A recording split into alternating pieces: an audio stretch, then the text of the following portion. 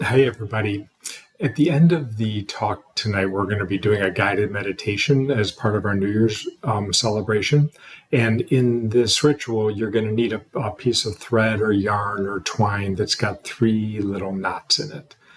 So if you haven't done that yet, feel free to do that while I'm talking, or feel free to pause the video and do that. So tonight, what those 3 knots are going to represent is in something in Buddhism known as the 3 refuges, or the 3 gateways to freedom. And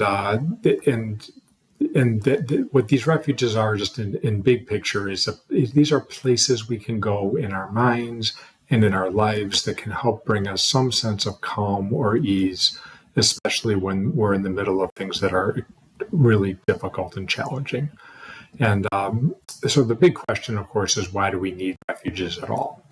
And in Buddhist thought, the main reason we need refuges is because left to our own devices, humans want things to be different from how they are. It's built into us. The Buddha taught this 2,600 years ago, so it's truly built into us to want that. Sometimes we have impossible challenges that are hard to overcome.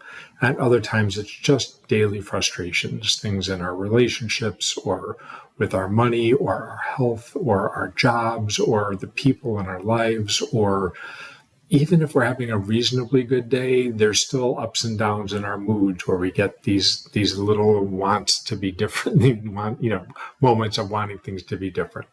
So the real spiritual question that arises out of all of this is, what do we do with all of this longing, this sense of want that's sort of built into our DNA?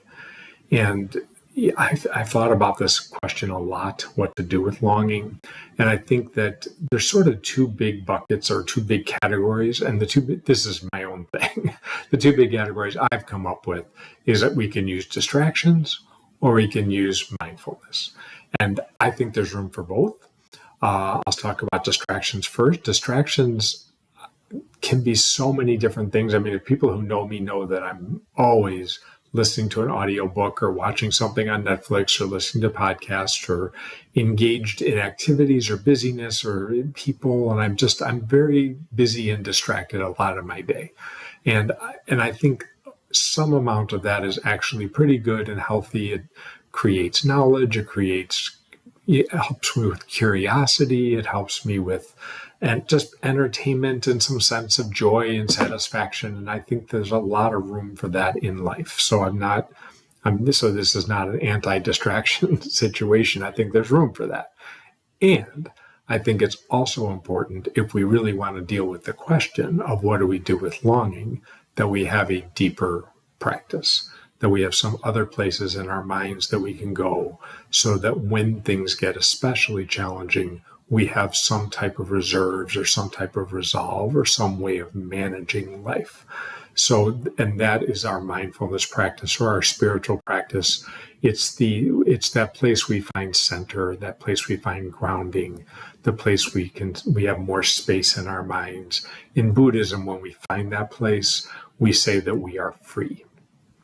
So in Buddhism, these places in our minds that help us be free are known as the 3 refuges, and they are the Buddha, the Dharma, the Sangha.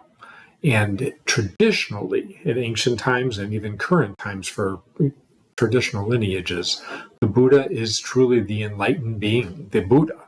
And the Dharma are the teachings of the Buddha.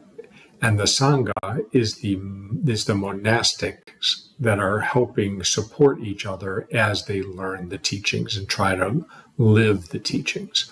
And so it's sort of set up for a monastic order, and that's how it was written. And those are the people who always held the space for the larger community.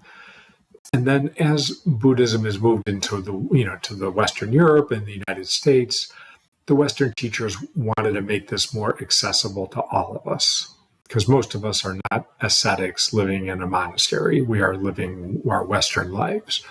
And so I've heard a variety of teachers talk about the 3 refuges or the 3 jewels or the 3 gateways to freedom in different ways. And it seems like if we're going to put them in categories, The Buddha ends up being, the refuge of the Buddha ends up being our mindfulness practice.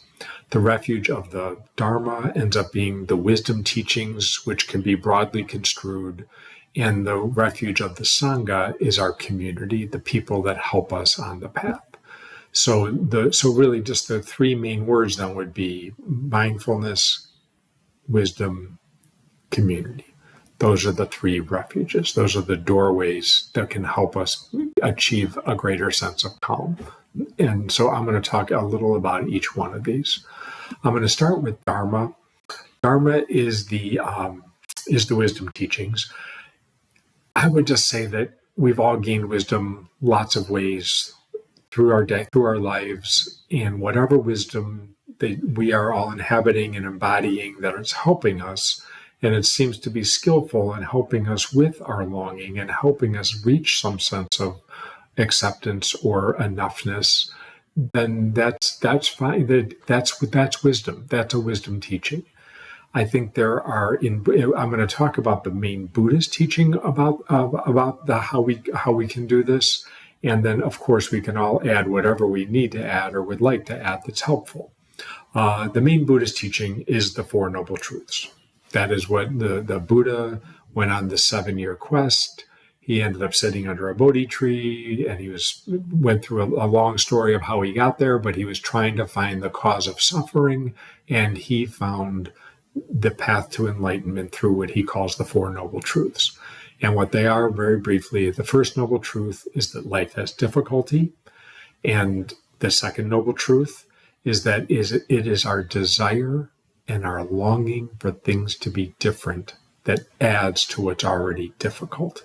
That is the cause of the additional suffering, is that we want things to be different. We use our minds and our thoughts and our emotions and our reactions to want.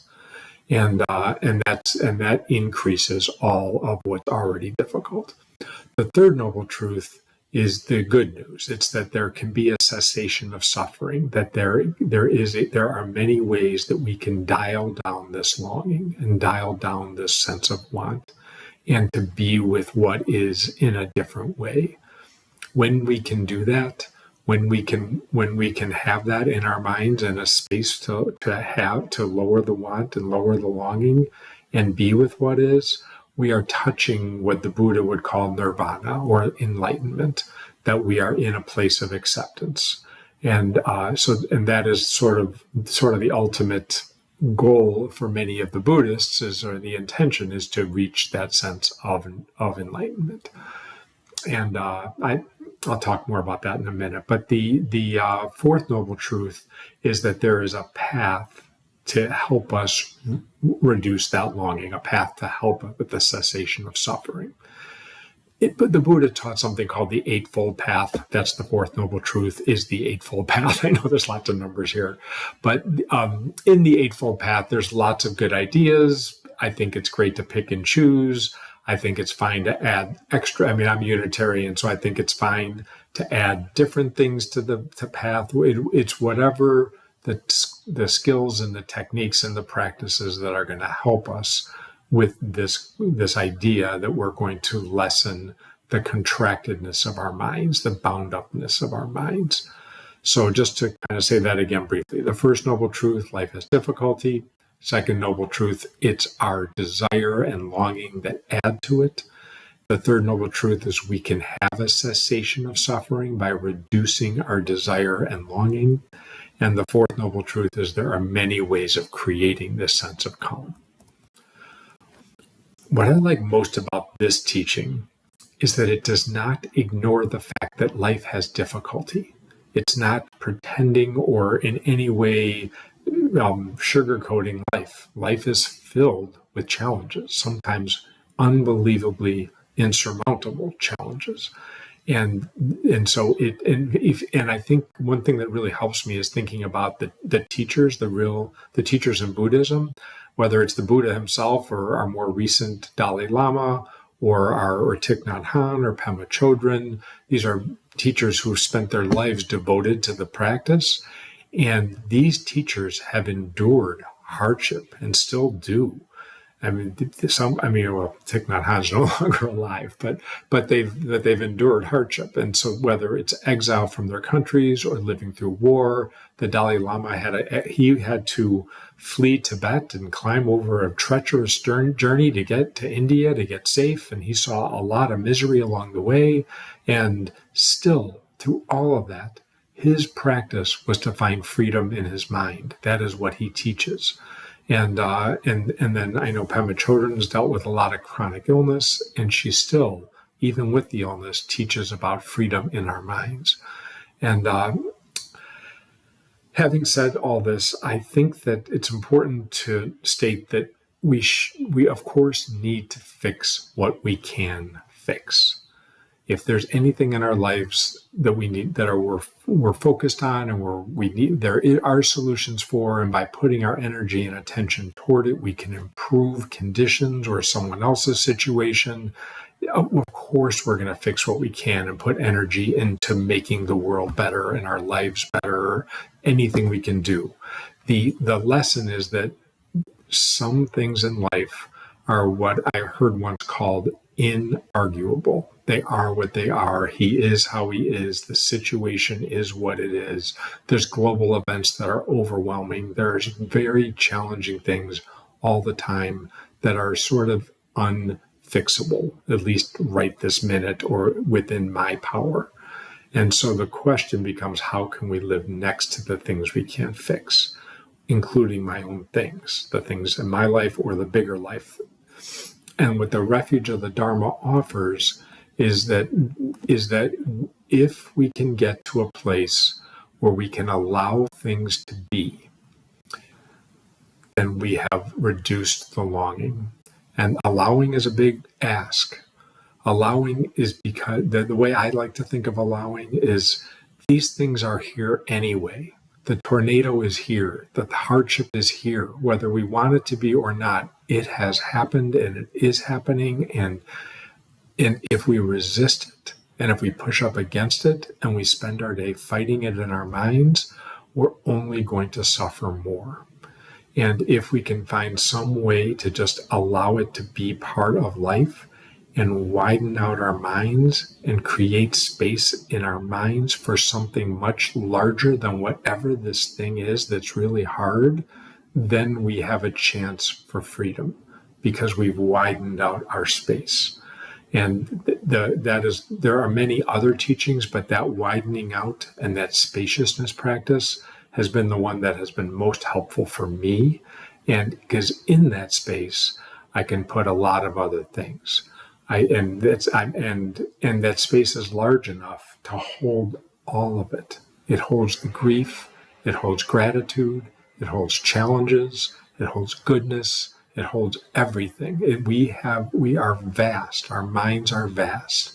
And when we can touch that vastness and allow the hard parts to be part of a much bigger picture, we have a chance of dialing down the longing. And we have a chance to actually touch the idea of acceptance and maybe even the idea of enlightenment, even though it's hard to hold that. We can actually touch it and come back and touch it and come back. That's the practice for me. And so just to summarize, the refuge of the Dharma is any wisdom teaching that helps calm our minds. The Buddhist teaching, one of the main Buddhist teachings, is that we can do it through the Four Noble Truths, through the changing the stories that we're telling ourselves, through not falling into all of our emotions and our thoughts in the same way. We put more space in our minds and allow that to be. To the refuge of the Buddha, which is our mindfulness practice. There are many, many ways of doing a mindfulness practice, or even thinking about what mindfulness means. The refuge the way I'm thinking of it as a refuge, it's the ability that we have to get on top of all of our thoughts and emotions and see how it is that we operate. When we can rise above all of that, I think what many of us find, I can definitely say I find, is that there's the event or the memory or the thing I'm worried about or just whatever it is, there's an issue. And very quickly the emotion comes. And if the emotion is unpleasant, it can often persist because I start thinking about it more, and then it goes back and forth, and there's more reactions to the emotions. And then it's just an amazing thing to observe from above. And the wonderful part of a mindfulness practice is we're given the ability to pause.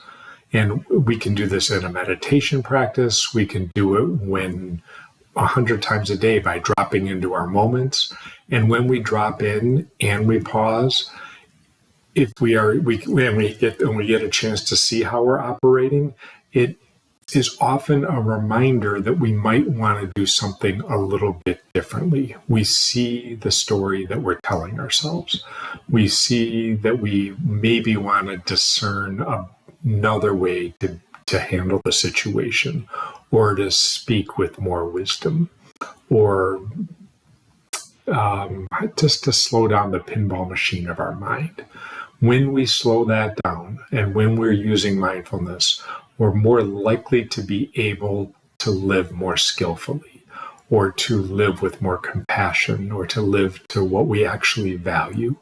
And the mindfulness practice is a wonderful vehicle for doing that. It's also another way to think about a mindfulness practice is it's a chance to come into this moment, to open up awareness, and just to be where we are with this breath on this chair in this room, looking at these things with these people. And, we can just be where we are in a moment. And in that moment, or even when we're just alone, we can open up. It really does help open up space in our minds. Or what we were talking about spaciousness earlier.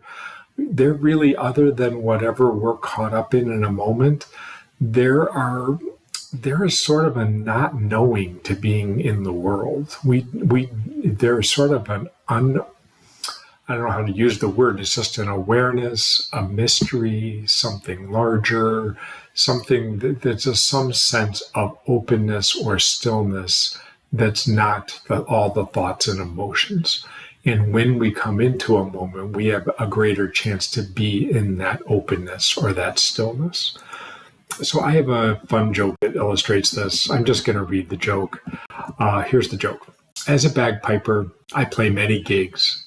Recently, I was asked to play at a graveside service that would have very few people. The cemetery was in the backcountry, and since I was not familiar with the backcountry, I got lost, took some wrong turns. I didn't even use the map at some point, and I finally arrived an hour late.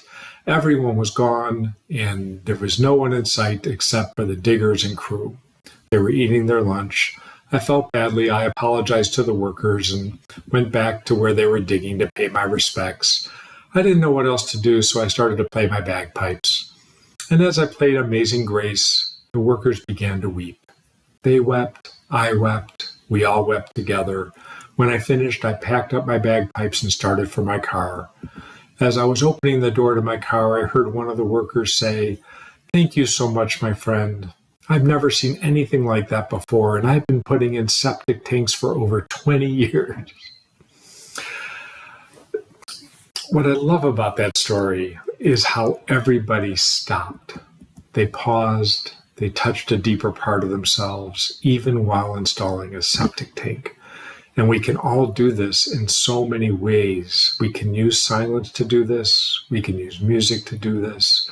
We can take a walk down our block. We can look out our window. We can go to the woods. There are so many ways we can open up a wider part of ourselves, a part where we are just a little less challenged or a little more able to maintain our life within the challenges. Having said all that, I always like to add that sometimes the challenges are overwhelming and huge, and we can't open up any further. It's just hard. We're having a really, really hard day. And on those days especially, the thing that I've learned to add is compassion. And that's just to treat ourselves the way we would treat a good friend. When it's a really hard day or we're going through a really hard thing, to comfort ourselves and to forgive ourselves and to turn down any harsher voices and turn up any more empathic voices and just try to bring some compassion to ourselves, because life is hard. And there are some days that are just very challenging to get through. I would say we can use compassion in any circumstance. It makes it probably more likely we're going to go use it in the world if we're using it on ourselves. So that's the refuge of the Buddha, is the mindfulness practice, which is a couple different things. It's looking down at what's happening, changing the story we're telling ourselves, using the pause. It's also opening up to awareness. It's also using compassion. There are a lot of different ways of using this refuge, and many more that I didn't say, the ones you might already be using in your mindfulness practice. And finally, there's the refuge of the Sangha. I'm just going to briefly talk about that. The refuge of the Sangha is the community. And like I said earlier, that's the monastic order in traditional Buddhism. And for us, we're going to talk about it more in terms of our community. Where this talk's coming out of right now is the mindful reflection community, which is a Sangha. We are a group of people that are supporting one another as we're learning these teachings and trying to embody these learnings in our lives. We meet, just for those of you who don't know us very well, we meet every single morning at 8:30. We get a 5-minute wisdom talk and then 20 minutes of meditation. We open the Zoom room at 8:25. Everybody's welcome. We also meet every Tuesday night, both online and in person. The morning is just online. The Tuesday nights are both platforms, and that's a more extended program where we connect more with one another. We listen to a longer talk. We do small groups. It's a wonderful way to help each other and support one another as we try to learn and try to live with more wisdom and with more mindfulness. So I want to add, though, that it's not just this Sangha. That I like to think of Sangha as really anyone in our lives who might be what I'll call a spiritual friend, somebody who is helping us on our path, someone we can talk with about what we are working through and about how we're trying to live with more ease, or people that somehow comfort us and make us feel we listen to them, they listen to us, and there's just some way that it eases the journey. And I think even I know I meditate better when I'm with people. I know the Dharma talks are better for me when I get to talk with people. I think that's true for a lot of people. I think that the end of every Tuesday night, we share darshan. It's the sacred gaze of compassion. That's where we look at one another, sort of. I think what's silent in that gaze of compassion for me when I'm looking at all the people in the room is what's happening is I'm looking at people knowing that each one of us is overcoming some obstacle or working through some issue. And each one of us, it just takes so much resilience to get through life. And being held in love and being seen through the eyes of compassion makes the road so much easier. It softens the road, and we offer that to one another every Tuesday and really every morning when we get together. So that's the power of a Sangha. So before I close, I just want to just say what these things are again. Remember that the refuges are places we go in our minds when we are looking for a little more calm, a little more ease, a little more freedom. And the Dharma is the wisdom teachings. I talked about the Buddhist concept of the Four Noble Truths, where we are trying to dial down all the longing and wanting and dial up the allowing, the accepting, some sense of equanimity. The refuge of the Buddha is the mindfulness practice, which can be used in so many different ways. It can be used to slow down our thoughts and to live more skillfully. It can be used to open up present moments, or moments of now, and it can also be a compassion practice. That's part of mindfulness, very much part of mindfulness. And so I'm going to go ahead and close. It's with a poem I've modified from Donna Folds. It's called Walk Slowly. It only takes a reminder to breathe, a moment to be still, and just like that, something in me settles, softens, makes space for imperfection. The harsh voice of judgment drops to a whisper, and I remember again that life is not a race, that we are all finding our way. As many times as I forget, catch myself charging forward without even knowing where I'm going, that many times I can make the choice to stop, to breathe, to be, and to walk slowly into the mystery. Namaste.